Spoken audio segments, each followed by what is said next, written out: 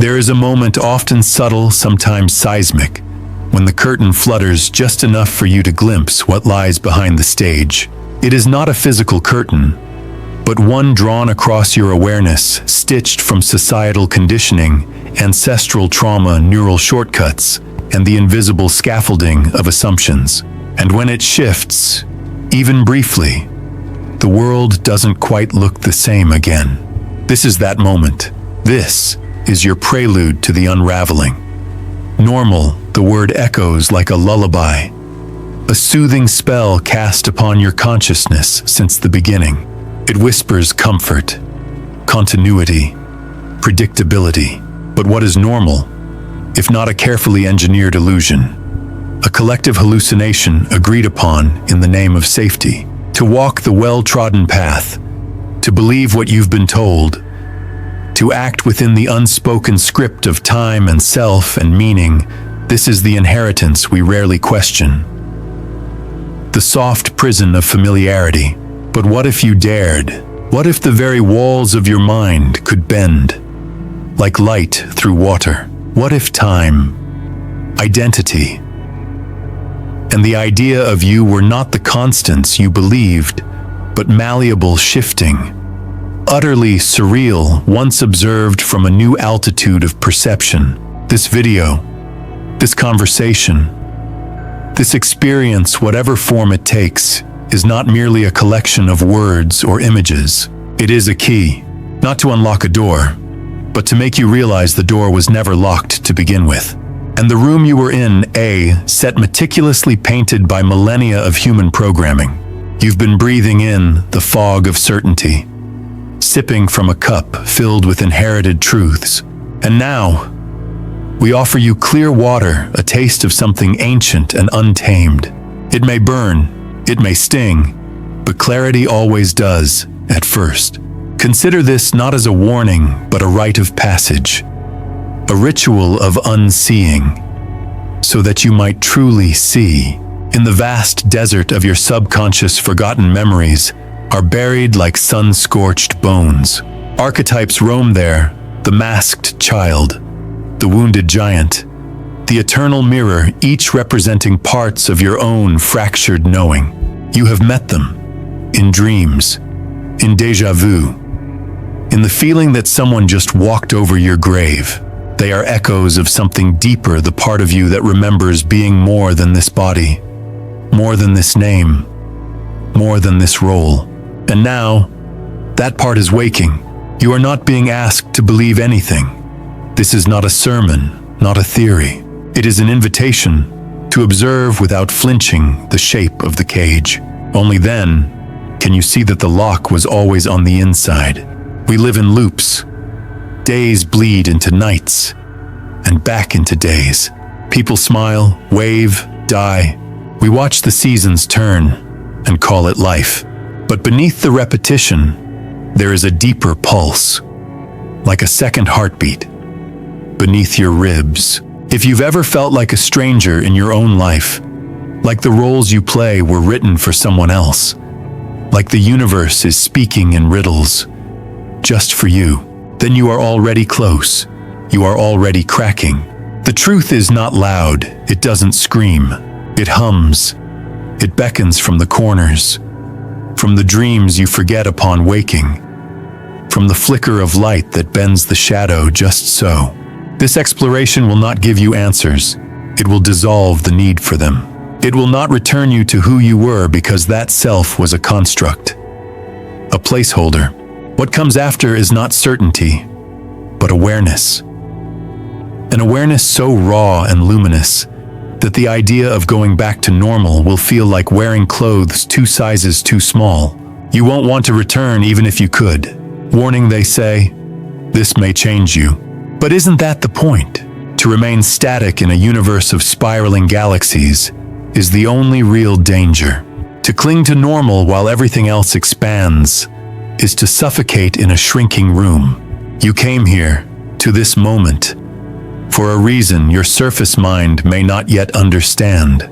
But some deeper part of you, the ancient, infinite, timeless part, knows that this is not the end. It is the flickering beginning, of something vast and terrible and beautiful. So listen closely. The gears are turning, the veil is thinning, and something older than language is stirring in the hollow of your chest. The mind is a labyrinth, with walls made of mirrors. Each step forward feels like progress, yet often we walk in circles, mistaking reflection for reality. At the heart of this maze lies the question, what is real? And like a trickster deity smiling behind the veil, reality answers not with words, but with paradoxes. This is the gravity around which all the themes of this experience revolve. To begin understanding why your consciousness can never return to its former shape, you must first recognize that it was never truly solid to begin with. Consciousness is not a singular flame, but a wildfire split into sparks, scattered through perception, identity, memory, and sensation. What you call you is not the pilot of the ship, but the ship itself, its name scrawled on the hull, mistaking itself for the ocean. One of the core themes of this unraveling is illusion, not as deception, but as limitation. From birth, the world is not shown to you as it is. It is filtered through language, culture, belief, and fear. Your five senses, tools, yes, but also bars on a cage. They show you a curated reality, not the full spectrum. The frequencies of light you cannot see, the sounds you cannot hear, the quantum dance of particles beneath the illusion of solidity, all of this lies just outside your perceptual reach. Yet, it governs everything. And so, normality is revealed as a consensus, a spell we cast collectively to keep chaos at bay. But chaos is not the enemy. It is the primordial soup from which all novelty emerges. It is only when we stop resisting the unpredictable that we begin to participate in the infinite dance of becoming. Another theme: time as a spiral. You were taught to think of time as linear, one event after another, past pushing into future. But this was for convenience, not truth. Time curls, loops, folds in on itself. Every now contains the echoes of all that came before and all that will be. When you remember something vividly, when a scent or a sound warps the present into a memory, you are not traveling back. You are awakening to the simultaneity of existence.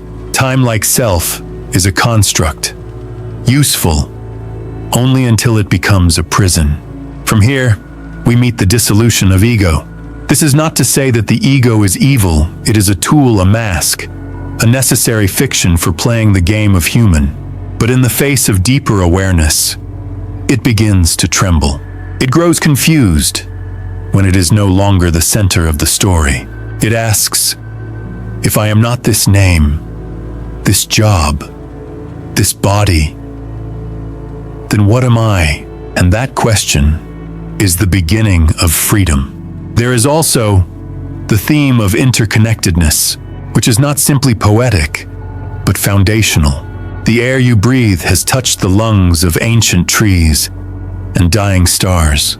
Your heartbeat responds to the emotional tone of the room you're in. Thoughts ripple through consciousness like stones cast into a communal lake, yours, mine, theirs, all interwoven. You are not a drop in the ocean, but the ocean in a drop, echoing the mystics, who sensed this long before science began to catch up.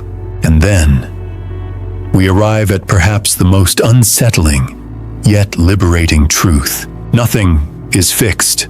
Identity is not fixed. Morality is not fixed. Meaning is not fixed. These are fluid architectures, built upon shifting sands. To the rational mind, this is disorienting, like staring into a sky with no stars. But to the awakened mind, it is exhilarating. You are not bound, you are not trapped. You are the artist, the canvas, and the brush, all at once. But freedom has its cost. When the illusions fall away, so do the comforting lies. The world does not promise safety. The universe is not obligated to make sense. Yet, in this raw, untamed awareness, something ancient awakens. Not the awe of admiration, but the holy terror of realizing how vast, how sacred, how mysterious this life truly is. This is the crossroad at which you now stand. To step forward is to accept the crumbling of certainty and the blooming of paradox. To step back is to continue dreaming, a dream that was never truly yours. There is no judgment in either choice. But once the veil has thinned, returning to ignorance is no longer true blindness. It becomes a choice to close your eyes. Beneath the surface of every myth, every dream, and every déjà vu lies a coded whisper from the soul. Not all stories are fiction. Some are instructions left behind by the part of us that remembers. In this section, we drift from the shore of logic into the deeper waters of symbolic truth, truth that can't be measured, but can become you. Imagine first a man in a room filled with clocks. They tick in unison, walls pulsing with a mechanical heartbeat. He stares mesmerized, believing this room is the world. Each clock tells him what to feel, when to act, who to be. But one night, the ticking stops. Not all at once, just enough for silence to sneak in. In the stillness, he hears something else, the rush of wind, the calling of birds, the pulse of a larger world beyond the walls. And in that moment, he realizes these clocks were never keeping time. They were keeping him. This man is you. The clocks are your beliefs, and the silence, that's awareness. Not the awareness that says I know, but the one that humbly whispers, I am. Next, picture a child born inside a mirror house. Every wall reflects another. The child learns to recognize not things, but reflections of things. He grows up thinking that reality is what he sees, bouncing back at him. One day, he notices a small crack in one mirror, and through it a shadow flickering. Real. Terrified and drawn, he touches the mirror, and it shatters. What lies beyond is not a monster, not an answer, but a question shaped like fire. That crack, too, is here inside your conditioned mind. Most spend lifetimes polishing their mirrors, trying to make their reflection perfect. Few dare to crack them open, but those who do, they don't see themselves. They see everything. Or perhaps you've dreamed of the forest. Not just any forest, but the forest, the archetypal wild. Here, paths twist and vanish. Strange symbols grow on the bark. Insects hum in foreign tones. You enter, looking for something, a truth, a light, a sign. But the forest does not speak in language. It speaks in experience. You trip, bleed, cry, laugh. You become lost until you are no longer looking for a way out, but becoming the forest itself. The forest is not a place. It is your unconscious, the wild, unkempt realm where truth and madness share the same soil. The ones who return from the forest do not bring maps. They bring poems, scars, and new eyes. Another story. A woman walks the shore of a forgotten sea. Every wave that touches her feet is a memory, some hers, some not.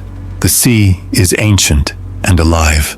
One wave rises, whispers, do you remember who you were before the first name was spoken? She stares at the horizon and weeps, not from sadness, but from remembering that she is not the woman watching the sea. She is the sea, watching itself. This is the nature of identity once it begins to dissolve. You are not merely a single story, but a weaver of infinite ones.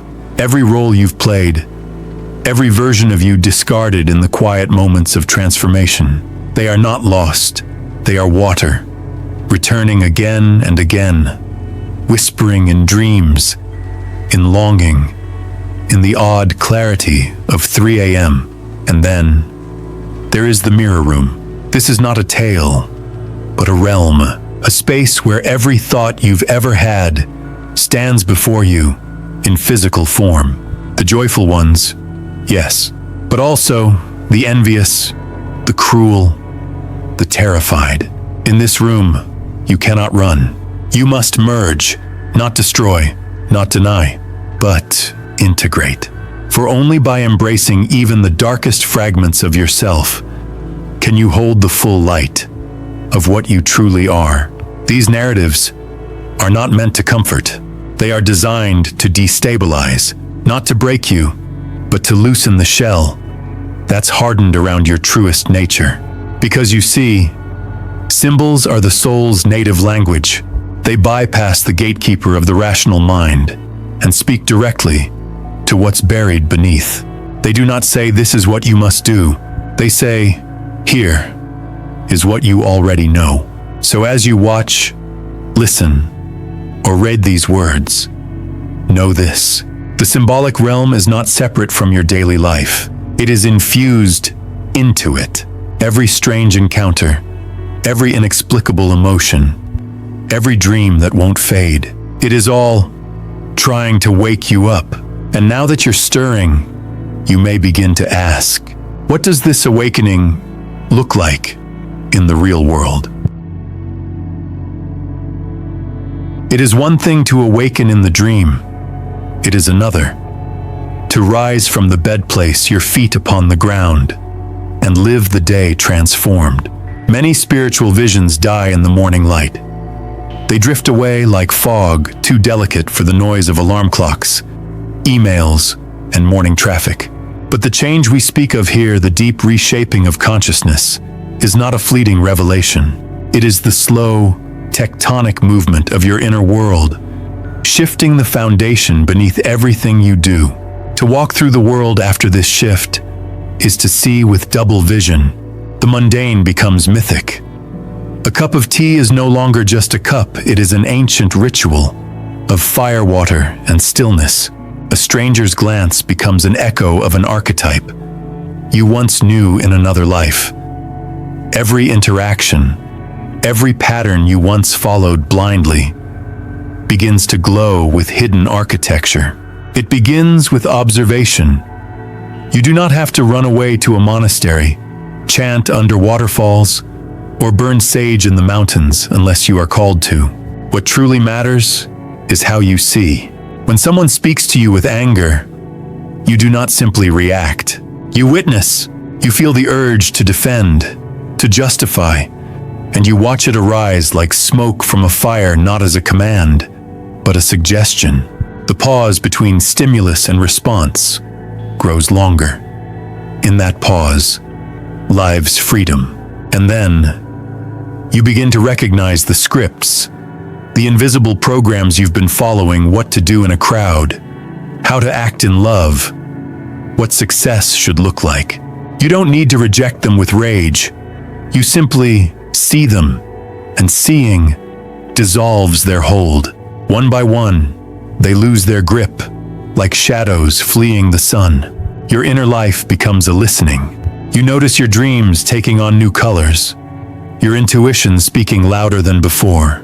You might feel nudged to turn left instead of right on your way home, and that turn leads to a meeting, a sign, a strange sense of destiny unfolding. Synchronicities begin to multiply, not because the world is changing, but because you're finally attuned to the rhythm it always sang. Relationships change too. Some fall away like autumn leaves, no longer aligned with your deeper truth. Others deepen, shimmering with presence. You find yourself less interested in being right and more interested in being here. Conversations slow. Silence becomes sacred. Eye contact becomes a form of communion. Even the body begins to speak differently.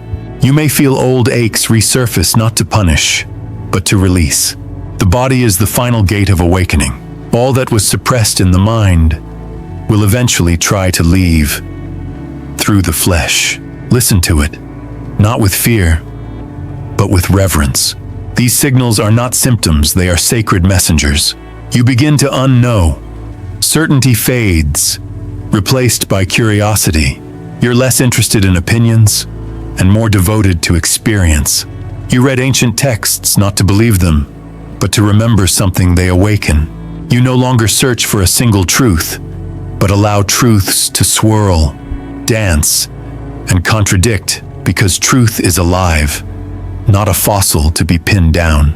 Eventually, your presence becomes contagious, not because you preach, but because you embody a kind of stillness the world is starving for. You become a quiet mirror. People feel more themselves around you without knowing why. You listen in a way that makes them feel heard by something older than words, and that, in its own way, is a form of healing. You also begin to make different choices. You stop chasing things that never truly fed you. You slow down where you once rushed. You create, not for validation, but as an act of worship. You walk through cities as if they were temples. You stand in grocery lines and find poetry in the hum of the fluorescent lights. Does this mean life becomes easier? No. In fact, the more awake you become, the more clearly you see the suffering of the world. But this clarity brings with it a sacred kind of responsibility, not to fix everything, but to walk with integrity. You realize your state of being is your offering, so you begin to sculpt your days like prayers. You speak less, you listen more, you stop numbing yourself from silence. You let your mornings become ceremonies.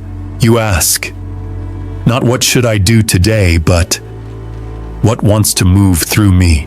And when grief comes, as it always does, you no longer fear it. You let it wash through.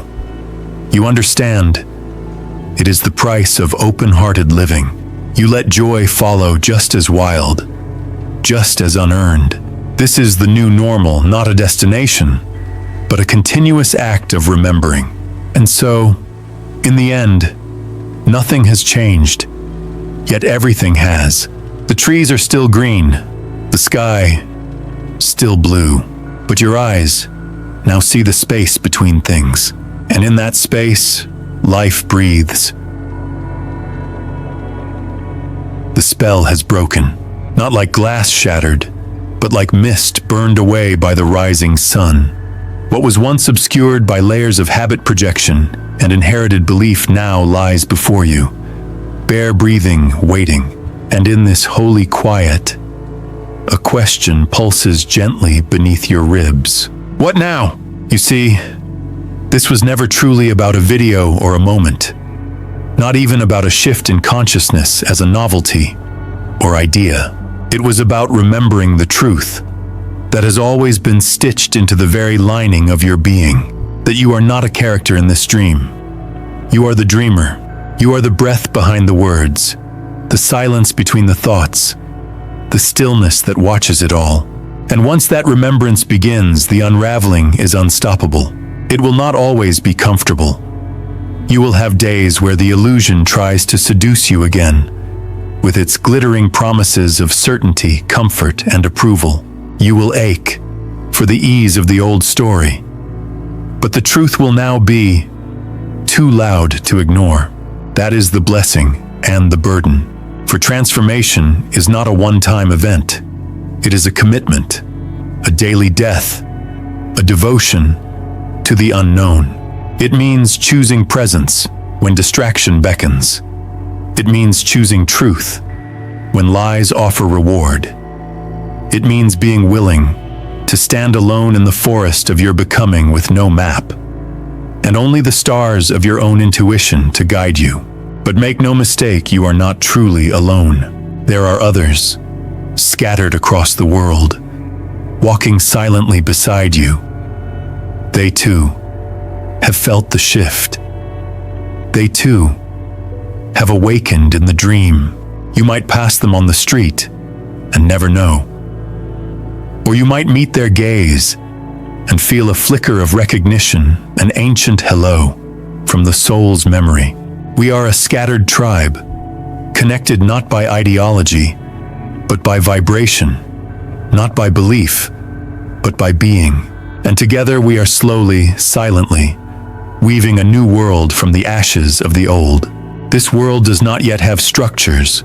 It does not yet have names, but it has seeds, and those seeds are planted in you.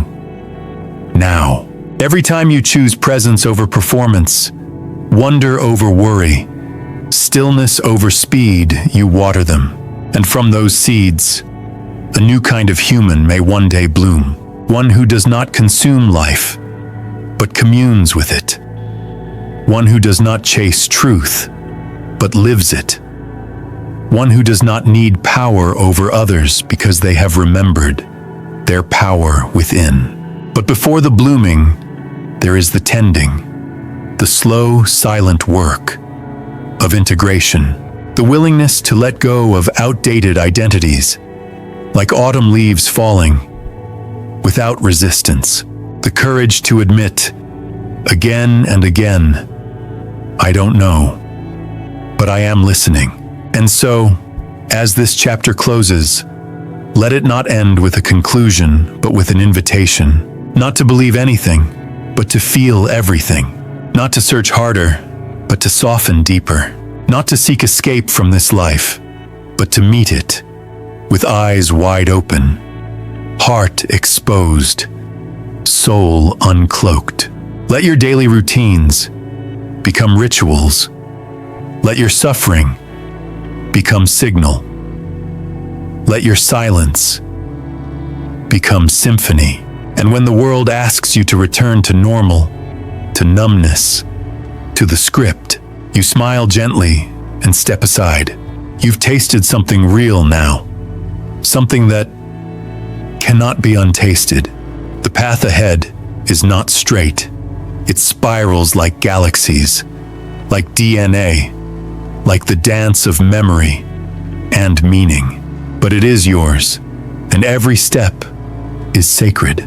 So breathe, remember, and walk forward not as who you were told to be, but as who you are. The veil has lifted, and you will never see the world the same way again.